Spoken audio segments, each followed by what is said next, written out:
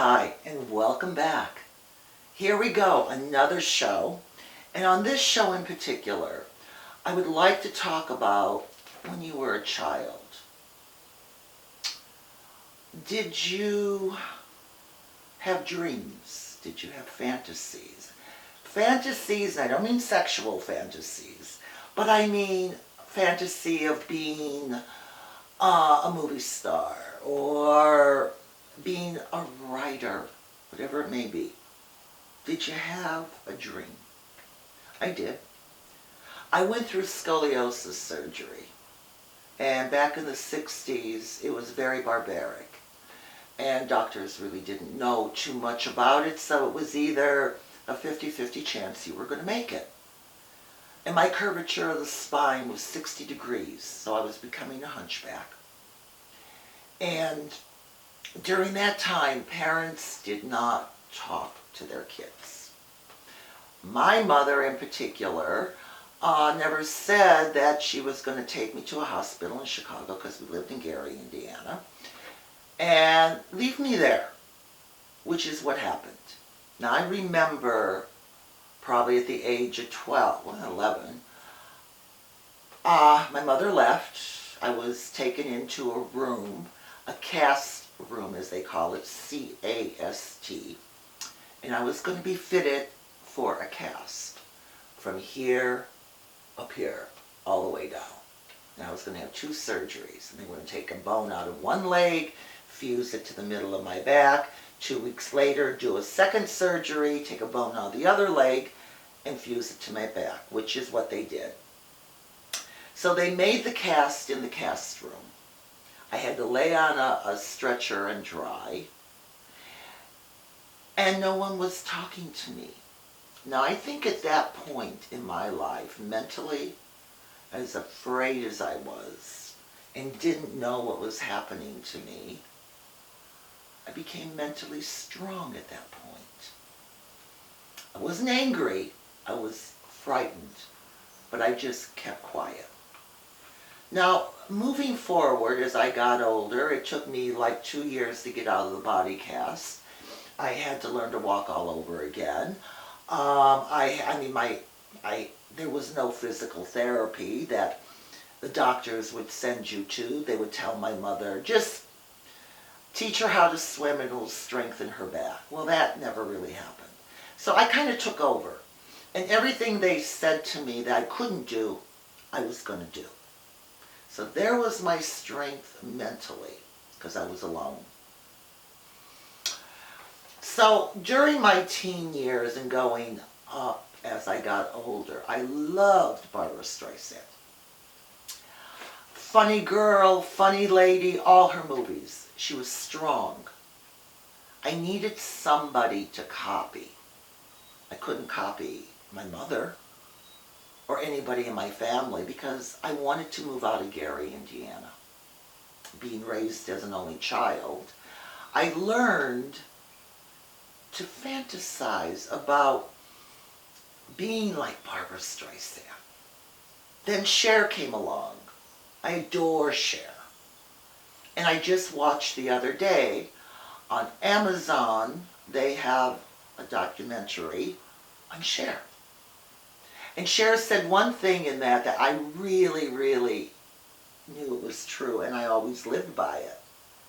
There's no such word as no. She said no is a made-up word. If somebody says no, you just look at them and know that it's a made-up word. If they tell you you can't do something, or you feel you can't do something, you're telling yourself no. So remember, there is no such word as no. You move forward.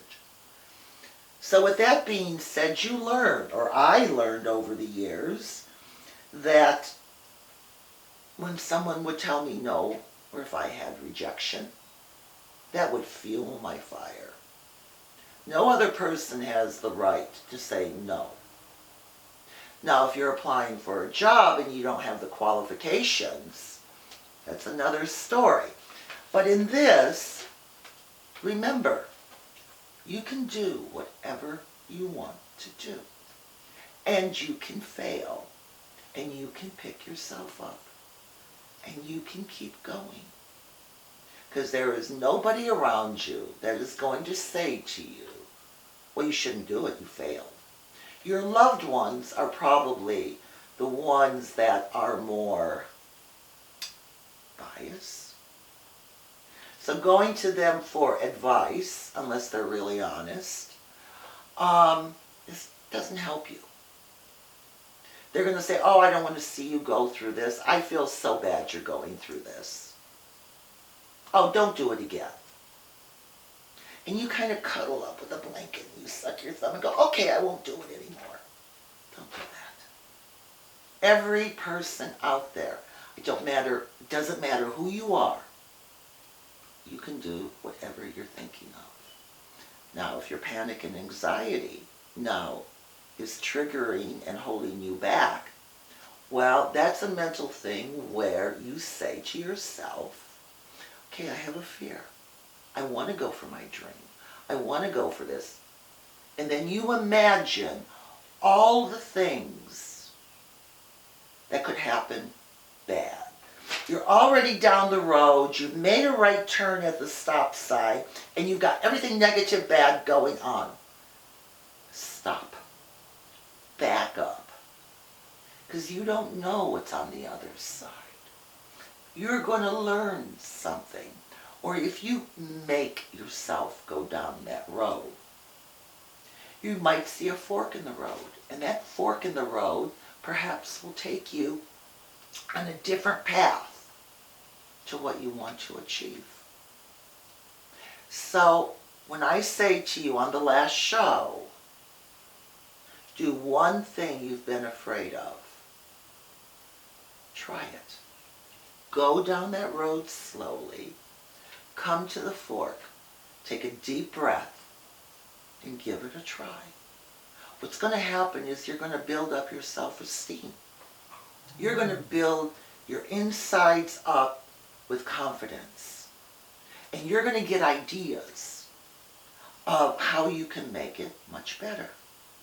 So don't put yourself into a prison mentally. Don't let other people allow you to do that. Remember what Cher said.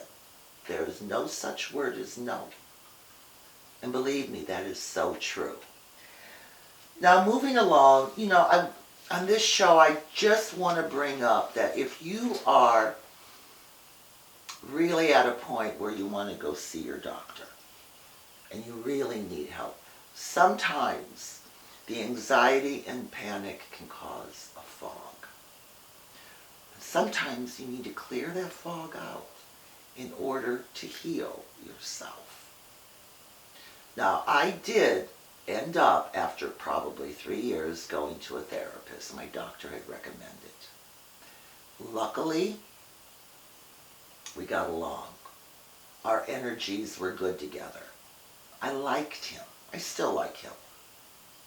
But he would let me talk. I could pick up anywhere in the conversation and talk. But my first time going in to see him, I had an attitude. I had a chip on my shoulder because I didn't think I needed this. But you know what? Sometimes talking to a stranger and hearing the other side of what they're thinking can open your mind. So I did go on Paxil. It's an old drug. I know that. But you know what? I like an old drug. I don't want to be in the daze. I want to be able to clear the fog. So you need to clear the fog to think and to bring back that old person inside of you that had that goal and had that ambition. And do your work. Now on our next show, we're going to talk about how it worked out for me and the positive side of that. Because as I mentioned in show number 1, the old tools do not work anymore. I needed to learn new tools. So we're going to talk about that in our next show, which will be number 6. I encourage you to write in. Let me know what you're thinking. I'll read it on the air. And you are helping other people when you write into me. So until then, try these tools. We're only human. We make mistakes. It's okay. But, and again, I love it, there is no such word as no. Bye-bye until the next show. Mwah.